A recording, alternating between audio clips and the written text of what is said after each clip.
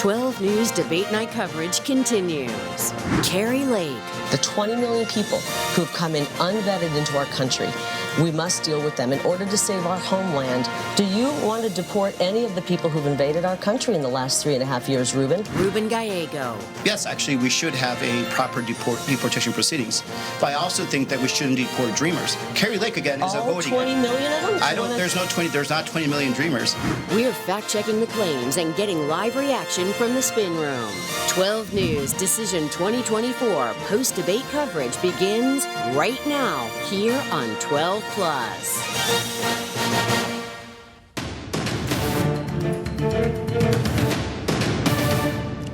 Well, good evening and welcome to a special edition of 12 News. We're providing post-show coverage as U.S. Senate candidates Republican Kari Lake and the Democratic candidate Ruben Gallego just left the stage in what was most likely their one and only debate before the election. And it was quite the debate. We are joined here by 12 News political insider Brahm Resnik.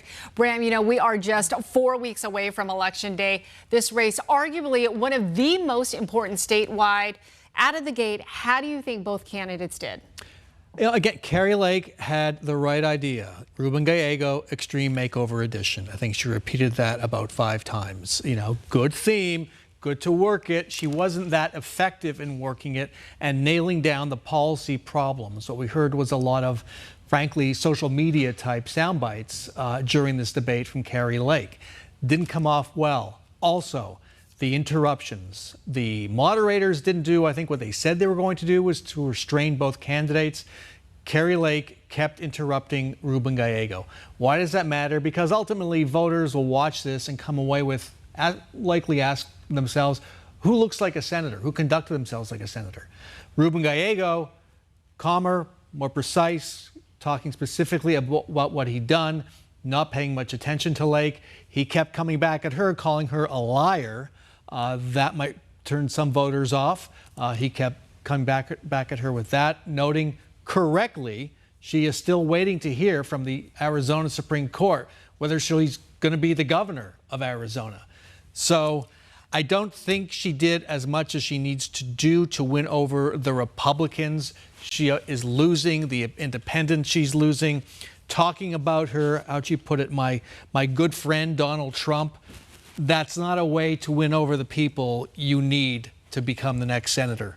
Look, coming into this debate, Kari Lake was trailing Gallego, not only when it comes to all of the polling, but in terms of dollars, which you desperately need in this last-minute sprint to the finish line before the election. Did she do herself any favors tonight? Because she was the one that had more to lose and also more to gain. Based on what we see in the donations, the trends, the donors have already made up their minds. It's too late. If you're going to buy ads for the last 4 weeks of this campaign, they need to be bought by now. There's not much time left in terms of TV time, airtime to get ads on. And you're correct. Ruben Gallego has a enormous financial lead on Kari Lake. 3 times the amount of hers, right? Over 30 mil? He's raised 50 mil. Okay. Okay, we are going to go.